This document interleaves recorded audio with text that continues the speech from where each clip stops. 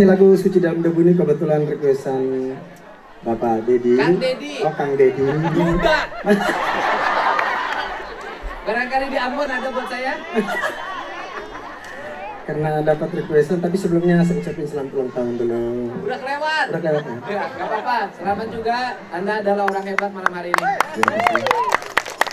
Oke. Gas. Sama-sama kita bernyanyi, yang tahu boleh langsung nyanyi biar lebih seru malam ini. Terima kasih buat semuanya di daerah sini, dari Subang. Lembur Pakuan. Lembur Pakuan, terima kasih banyak. Terima kasih Pak Dedi sudah mengundang saya ke sini. Kang Dedi. Kang Dedi. Oh, si ongkosnya paling ngeli dari. Oke.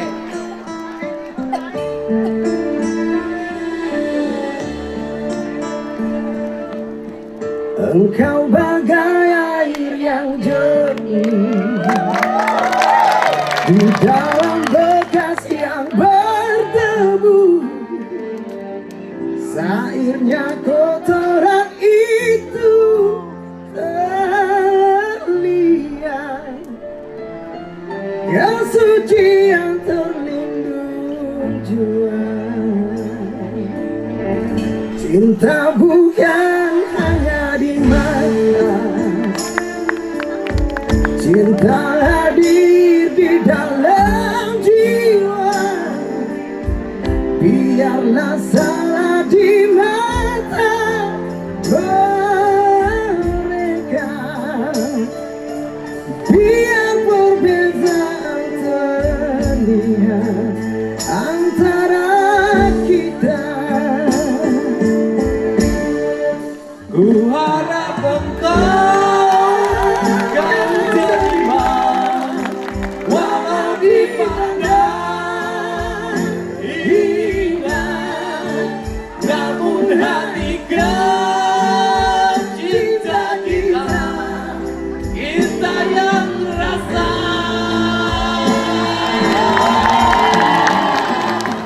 Tepuk tangan dong. Assalamualaikum warahmatullahi wabarakatuh.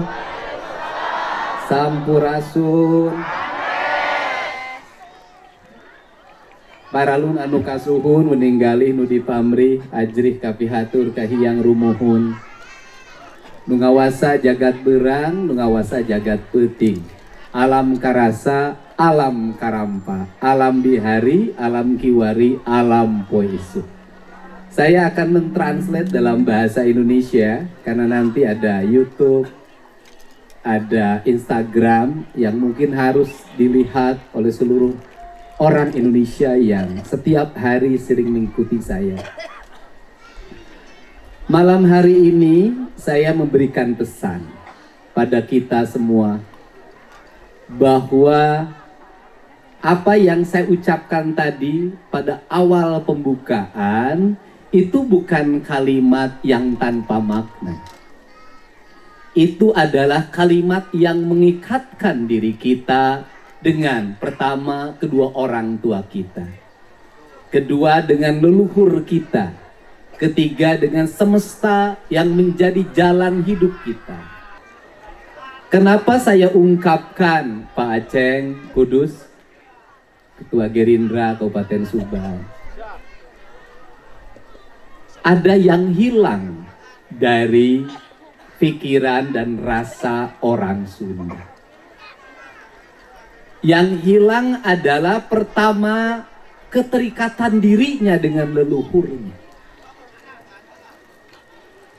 Dia hilang keterikatan dengan ibu dan bapaknya. Dia hilang keterikatan dengan kakek dan neneknya. Dia hilang keterikatan dengan buyutnya, dengan baunya, dengan jangawarengnya, dengan udeg-udegnya, dengan kaisiurnya terlalu jauh. Anak-anak kita hari ini tidak tahu siapa nama buyutnya. Anak-anak kita hari ini tidak tahu dia leluhurnya siapa, berasal dari mana, DNA-nya dari mana, genetikanya dari mana. Ini adalah upaya sistematis untuk apa? Untuk menghilangkan ikatan emosional, terutama orang Sunda dengan leluhurnya. Kemudian orang lain datang dari negara lain ke sini. Tiap hari membanggakan leluhurnya. Tiap hari bercerita keunggulan leluhurnya. Tiap hari kita harus mendengarkan riwayat-riwayat leluhurnya. Setelah itu kita bermahabbah pada mereka, menghormati mereka, mendewa-dewakan mereka, dan kita menganggap diri kita lebih rendah dari mereka. Dan tak terasa domba kita kirim, uang kita kirim untuk mendapatkan air putih agar kita usahanya lancar. Kita keluarkan uang demi mereka. Dan kita semakin direndahkan martabatnya sebagai suku dan sebagai bangsa. Padahal mereka makan setiap hari dari kita.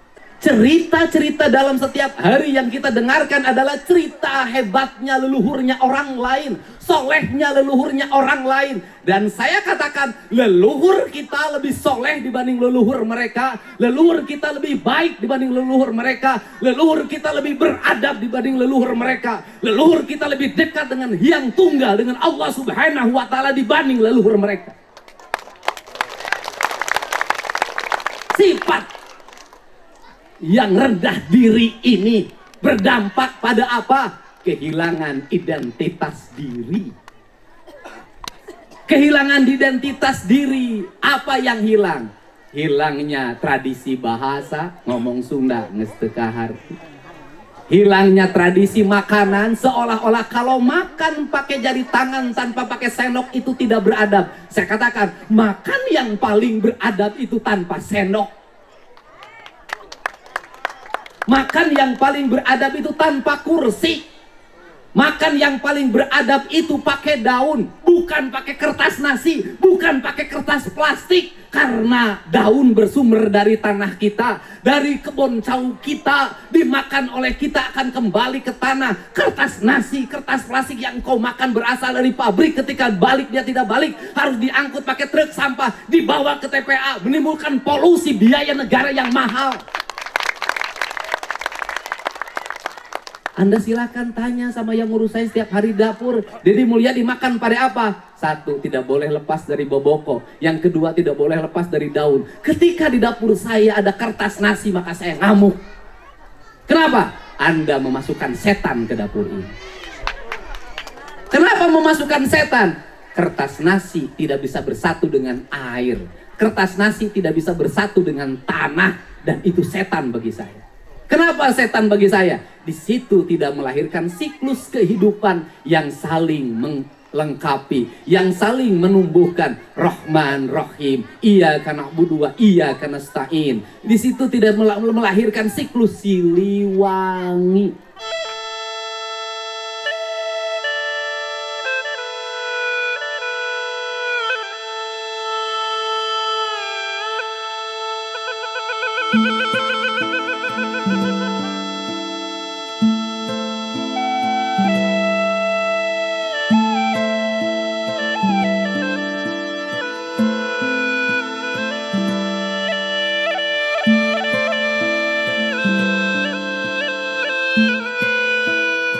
Orang nganggap. Kenapa saya ngomong gitu? Hei, orang-orang sombong yang merasa paling hebat di kampungnya, yang merasa paling hebat, Anda katakan, saya, Deddy, yang sehari-harinya di Jakarta masih mempraktekkan pola hidup desa yang sederhana. Kenapa saya marah sama knalpot, bro? Kenapa? Karena itu mengganggu telinga. Setelah mengganggu telinga, nanti mengganggu saraf. Otak kiri, otak kanannya hancur. Setelah itu apa? Terbiasa mendengar sesuatu yang keras. Dia tidak terbiasa mendengar air yang jatuh. Dia tidak bisa mendengar suara bisikan. Telinganya nanti jadi budek. Kesadaran kolektif lingkungannya dia tidak terbangun dengan baik. Kesadaran dirinya dengan semesta dia terbangun dengan baik. Setelah itu orang yang telinganya budek, maka yang berikutnya adalah suaranya keras.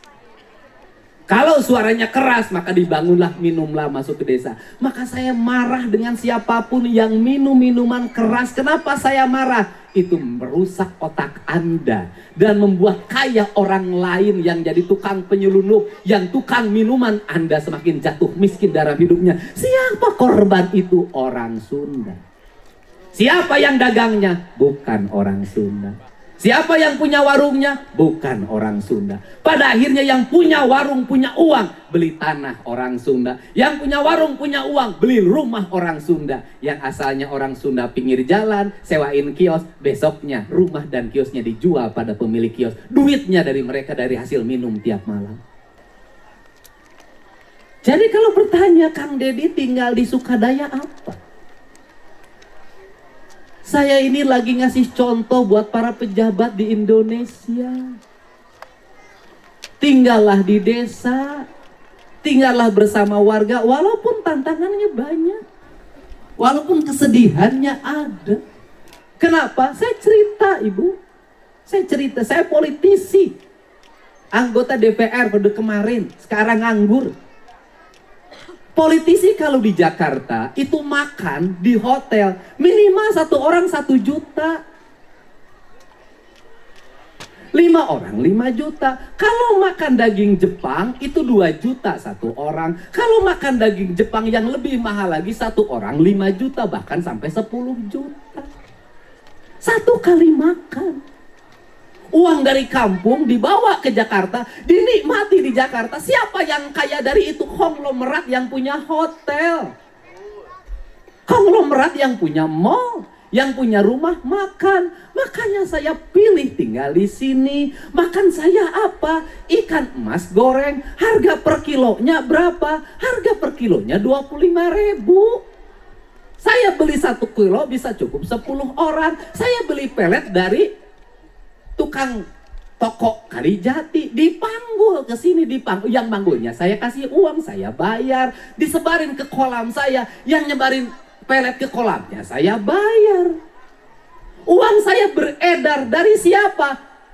Toko kios Kalijati, itu yang punyanya orang Kalijati, hidup. Yang manggulnya hidup. Yang ngurus kolamnya hidup. Si Biiroh bagian ngebersihan lauk hidup, digaji oleh saya setiap bulan. Yang gorengnya hidup. Saya sampai punya tukang cuci, punya tukang nyetrika, punya tukang ngepel dengan 3 orang yang berbeda. Bukan saya sombong, saya ngasih pekerjaan pada mereka. Itu uang saya. Kalau saya mau hidup senang, tinggal di Jakarta, cicing di apartemen, tiap hari saya bisa makan enak, hidup sendiri, cukup 50 juta sebulan. Tapi saya tidak bisa menghidupi orang desa. Orang desa kuliahnya saya tingkatkan. Silahkan cek, saya gaji yang mangkul 150.000 beda dengan yang lain. Bukan saya sok kaya, bukan. Saya ingin uang saya dinikmati oleh orang-orang desa. Silahkan Anda cek, saya punya duit untuk bisa pergi ke Singapura. Saya punya duit untuk bisa pergi ke Inggris. Saya bisa punya duit ke Amerika, piknik. Saya punya dan mampu untuk itu. Selama jadi anggota DPR, saya menolak bepergian ke luar negeri. Alasannya untuk apa? Saya harus naik pesawat menghabiskan waktu 22 jam. Saya harus turun nanti berinteraksi dengan orang. Saya harus buang duit dari Indonesia yang dihasil dari pajak, dari daerah, dari migas segala macam. Saya buang ke luar negeri. Saya tidak mau jadi pengkhianat bangsa ini. Saya lebih baik waktu 22 jam itu saya habiskan waktu untuk berkeliling. Bertemu dengan siapa? Yang masuk kerja harus nyogok ke lingkungannya. Bertemu dengan siapa? Orang Subang kawin sama orang Wonosobo, tertidur di pinggir jalan di Karawang, tidak punya rumah dan tidak punya tempat. Bertemu dengan siapa? Nenek tua rumahnya mau roboh. Bertemu dengan siapa? Anak yang putus sekolah. Bertemu dengan siapa? Bertemu dengan siapa? Sehari minimal ada 4 orang yang saya bertemu dan saya bisa membantunya. Kalau saya pergi menghabiskan waktu berhari-hari, maka banyak lebih dari 30 orang kehilangan masa depannya karena tidak bertemu. Apakah saya gubernur? Bukan. Apakah saya bupati Subang? Bukan. Saya pengangguran biasa yang tiap hari ngurus sapi. Saya ini prihatin. Anggaran Provinsi Jawa Barat puluhan triliun. Anggaran kabupaten triliunan. rakyat Jawa Barat, rakyat Subang, rakyat berbagai daerah hanya menikmati jalan saja tidak bisa. Sudah merdeka lama.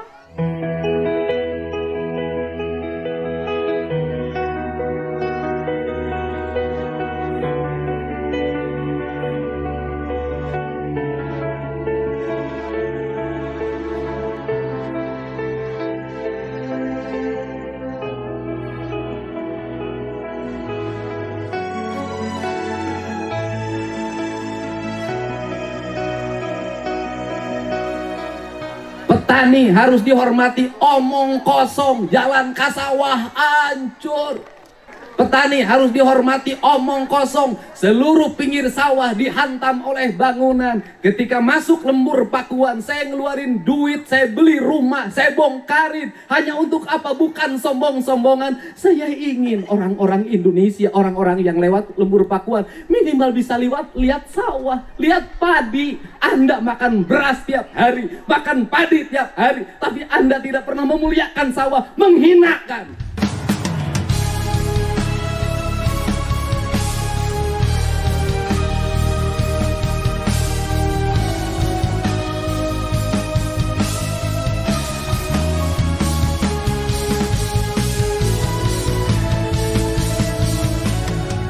Seolah-olah tidak dihormati, seolah-olah sawah tidak penting, beras diperlukan oleh negara, negara ngomong pangan, tapi apa? Seluruh sawah hari ini ditutup oleh bangunan di pinggir jalan, di mana-mana nu dibekokan mah hargaan. Saya menghormati padi, saya muliakan, saya cintai. Untuk apa? Karena inilah yang dimakan oleh orang Sunda. Kita kehilangan keberkahan hidup. Kenapa? Karena setiap hari kita tidak menghormati. Petani membutuhkan air, tapi irigasi tidak pernah ada yang membenahi. Petani memerlukan air, menghormati air. Buang pempes ke sungai, buang softtek ke sungai, buang plastik ke sungai. Tiap hari ngomong Allahu Akbar, la ilaha illallah. Bohong. Saya nggak dengar masjid ngajakin orang mungut sampah. Saya nggak dengar masjid ngajakin orang memperbaiki saluran yang kotor. Saya tidak dengar. Seolah-olah memperbaiki saluran kotor bukan ibadah. Seolah-olah mungut sampah bukan ibadah. Seolah-olah memperbaiki jalan bukan ibadah. Bukan ibadah. Seolah-olah ibadah itu hanya membangun masjid saja. Menurut saya tidak. Semua apa yang kita lakukan selama itu Allah meridhoi, maka dia ibadah. Mindset. Kenapa saya membangun kampung ini? Kenapa saya menghotmik jalan? Kenapa saya membuat garis? Kenapa? Kunaon? Hanya memberikan contoh. Saya tidak punya jabatan pun, saya mencintai kampung tempat kelahiran saya.